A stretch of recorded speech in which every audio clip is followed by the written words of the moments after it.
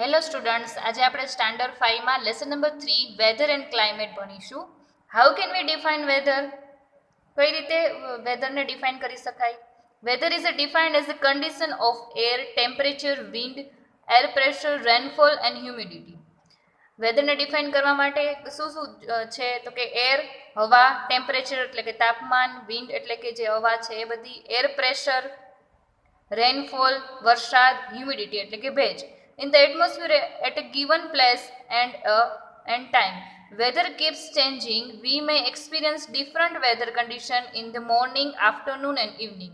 આપણે એક્સપિરિયન્સ કરીએ છીએ વેધરને મોર્નિંગમાં અને આફ્ટરનૂન અને ઇવનિંગમાં ત્રણેય જે છે ટાઈમમાં, એ ટાઈમની અંદર અલગ અલગ વેધર હોય છે.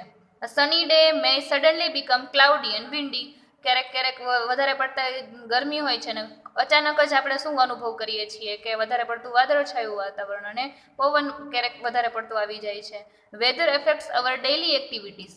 વેધર જે છે એ આપણી ડેઇલી એક્ટિવિટીઝને એફેક્ટ કરે છે. We choose our clothes and our food according to the weather. આપણે આ વેધરથી જ આપણે જે સમર, વિન્ટર અને જે રેની ડેઝ હોય છે એના ઉપરથી જ આપણે ક્લોથ્સ નક્કી કરીએ છીએ અને આપણું ફૂડ નક્કી કરીએ છીએ કે કઈ રીતે આપણે એના અકોર્ડિંગ લાઈફને સેટ કરવાની. હવે weather condition that prevail over a vast area and for a long period of time is called climate. ઝાઝા એરિયાની અંદર એક લાંબા ગાળા દરમિયાન, લોંગ પીરિયડ એટલે કે લાંબા ગાળા દરમિયાન એકને એક જ કન્ડિશન રહેતી હોય એને શું કહેવાય? ક્લાઇમેટ એટલે કે આબોહવા. Place are said to have dry, hot, wet or cold climate if they have same weather condition for a very long period of a time.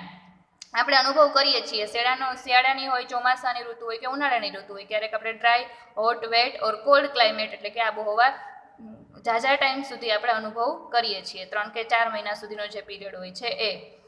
અને ક્યારેક એનો પીરિયડ કેવો હોય છે અલગ અલગ પાર્ટની અંદર, approximately 30 to 40 years. Climate also affects our way of life. આપણે જે લાઈફ છે એને પણ એફેક્ટ કરે છે. Our clothing, housing, transportation and the food that we eat are all influenced by the climate of the place we live in. Clothing એટલે આપણે જે કપડાં પહેરતા હોઈએ, હાઉસિંગ અને ટ્રાન્સપોર્ટેશન, આ બધું જ એની અફેક્ટ કરે છે ક્લાઇમેટ ઉપર. Different places in the world have different types of climate. અલગ અલગ જગ્યાએ અલગ અલગ ટાઈપ્સના ક્લાઇમેટ હોય છે. Countries like Canada, Norway, Sweden and Russia are very cold. આ બધા કન્ટ્રીઝ છે એ વધારે પડતા ઠંડા હોય છે. While several parts of India, Myanmar, China, Bangladesh and Indonesia are hot. આ બધા કન્ટ્રીઝ છે કેવા હોય છે? ગરમ હોય છે. એને હ્યુમિડ એટલે કે ભેજવાળા. The regions with similar climatic condition have similar way of life too. The climate of place is influenced by several factors. Latitude or distance from the equator.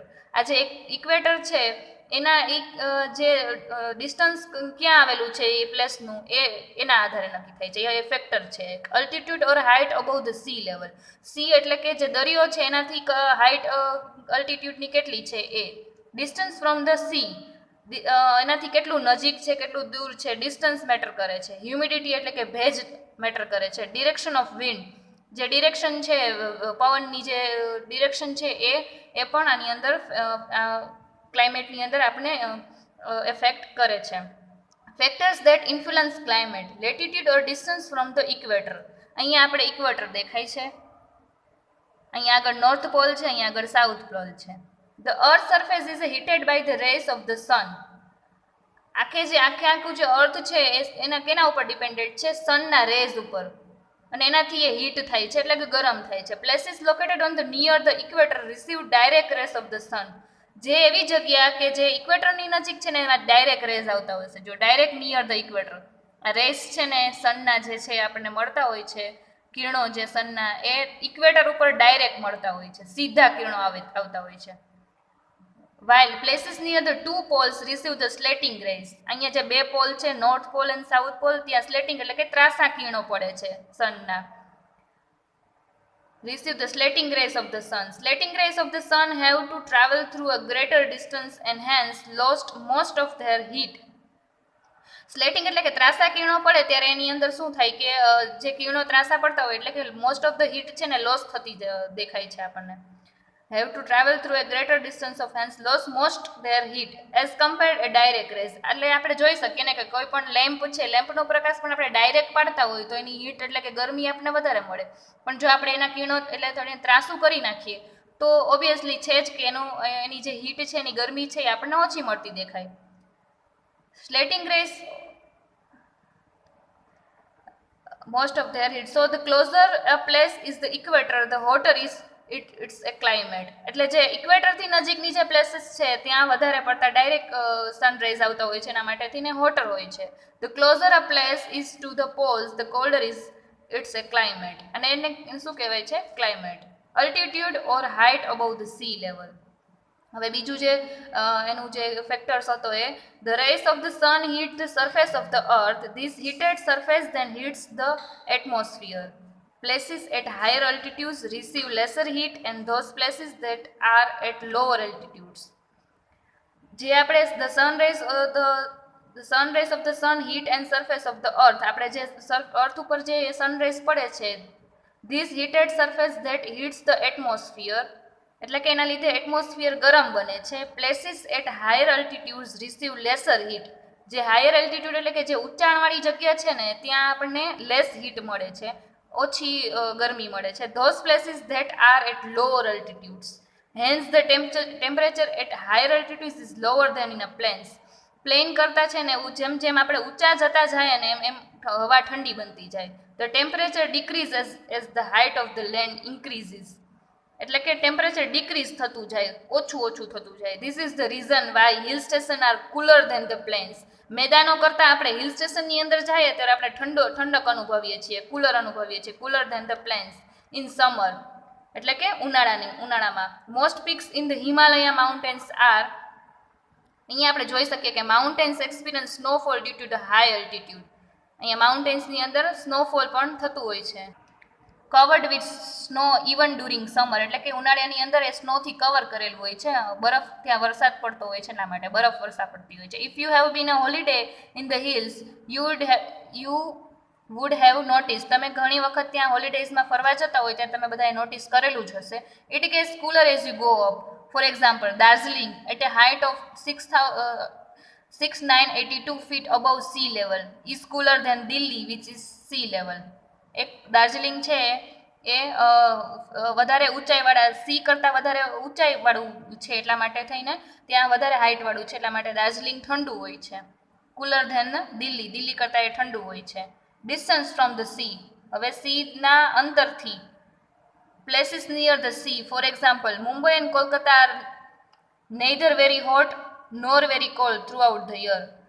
આ જે બે પ્લેસીસ છે મુંબઈ અને કોલકાતા, એ ક્યારેક બહુ ગરમ હોય છે અને ક્યારેક બહુ ઠંડા હોય છે. They have a moderate climate whereas those far away from the sea, એ વધારે પડતા દરિયાથી દૂર છે, સી લેવલથી એ દૂર છે. Have extreme climate. They are very hot in summer, સમરમાં એ એકદમ જ હોટ હોય છે, ગરમી હોય છે, તે વધારે પડતી ગરમી પડે છે, અને વિન્ટરમાં વધારે પડતી ઠંડી પડે છે. In summer the land gets heated faster and warms the air above it. જ્યારે સમર એટલે કે ગરમી હોય છે ત્યારે લેન્ડ ઉપર પણ, જમીન ઉપર પણ છે ને, જમીન પણ ગરમ થતી હોય છે, વેરી ફાસ્ટ ગરમી પકડી લે છે જમીન ઉપર, અને વાર્મ્સ હી એર અબવ ઇટ, અને એ ગરમી જે ગરમ હવા છે એ ઉપર જતી દેખાય છે. This warm air rises making way for the cooler air from the C two slow in. અને ઉપર એર રાઇઝિસ, એ જે વાર્મ એર છે એ વધતી જાય છે, making way for cooler air, અને એ ઠંડી જેમ જેમ ઉપર જાય એમ એ ઠંડી બનતી જાય. And C to the slow in. The cool breeze coming from the sea cools the land near the coast. In winter, the sea loses heat slowly and therefore it remains warm. This warm air rises and blows toward the land and makes it warm. એના પછી છે humidity. When air has a large content of moisture or water vapor in it. જે હવા જે છે એમાં ઘણા પ્રકારનો ભેજ એની અંદર સમાયેલો હોય છે, વોટર વેપર હોય છે. It leads to humidity. Humid air also affect the climate of the place. એ એક જગ્યા ઉપર ડિપેન્ડ કરે છે, એના ક્લાઇમેટ ઉપર, જગ્યાના જે ક્લાઇમેટ ઉપર એફેક્ટ કરે છે humid air. It is one of the main reason of rainfall. એક મેઇન રીઝન છે રેનફોલ થવા માટેનું. તમે સાયન્સમાં વોટર વેપરિંગનું એ જે લેસનમાં જે આવે છે તમે ભણી જ ગયા છો. The amount of rainfall and the season influence the climate of that place. Place with cold climate experience snowfall instead of rainfall. A rainfall માટેનું મેઇન રીઝન કયું છે? તો કે હ્યુમિડિટી, એટલે કે ભેજવાળું છે વાતાવરણ. Direction of winds. Direction of winds પણ ઇફેક્ટ કરે છે, એ પણ મેઇન ફેક્ટર છે. Winds have a great effect on the climate of place. એ કઈ જગ્યાએથી આવે છે ને અને એનું ક્લાઇમેટ કેવું છે ને એના ઉપર એનું આધાર રાખે છે, ડિરેક્શન એના ઉપર આધાર રાખે છે. Depending from where the winds originated they may be cool, hot, dry or full of moisture. કોઈ એવી જગ્યા હોય કે જ્યાં વધારે પડતી ઠંડી હોય, ગરમી હોય, સૂકો વિસ્તાર હોય, મોઇસ્ચર એટલે કે ભેજવાળું જે વાતાવરણ હોય, ત્યાંથી હવા આવતી હોય, એટલે એ ક્લાઇમેટ ઉપર જ ડિપેન્ડિંગ છે અને પ્લેસ ઉપર ડિપેન્ડિંગ છે. Winds flowing from desert areas are hot and dry, while those blowing from the sea are cool and moist. આપણે જોઈ શકીએ કે ડેઝર્ટ વાળો જે વિસ્તાર છે એ સૂકો હોય છે અને વધારે પડતો હોટ અને ડ્રાય હોય છે, તો ત્યાંથી જે હવા આવતી હોય છે ઓબ્વિયસલી હોટ અને ડ્રાય જ હોવાની છે. Blowing from the sea are cool and moist, અને સી વાળો જે વિસ્તાર છે એ બાજુથી જે હવા આવતી હોય છે કેવી હોય છે? ભેજવાળી અને ઠંડી હોય છે. તો ત્યાંથી જે હવા આવતી હોય એ જ ડિરેક્શનના ઉપરથી આધાર રાખે. For example, Delhi is hot in summer due to the dry and hot winds blowing from Rajasthan. રાજસ્થાનમાંથી જે હવા આવે છે હોટ અને ડ્રાય એ દિલ્હીને ઇફેક્ટ કરે છે, એટલા માટે દિલ્હી પણ કેવું છે? સમરની અંદર હોટ રહે છે. In winter, cold winds from the Himalayas cause a cold wave in northern India.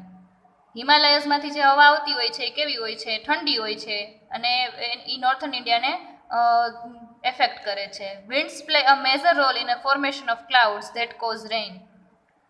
એ પણ એક રેઇન આવવા માટે, એટલે વરસાદ આવવા માટે એક મેજર ઇફેક્ટેડ ફોર્મેશન છે વિન્ડ્સ પણ. Winds they blow over Ocean's and C scary moisture.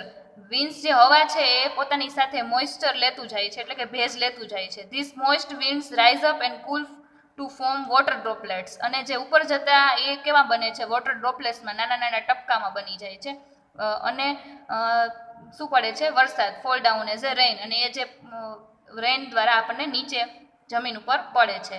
Van winds reach a mountain they are forced to rise.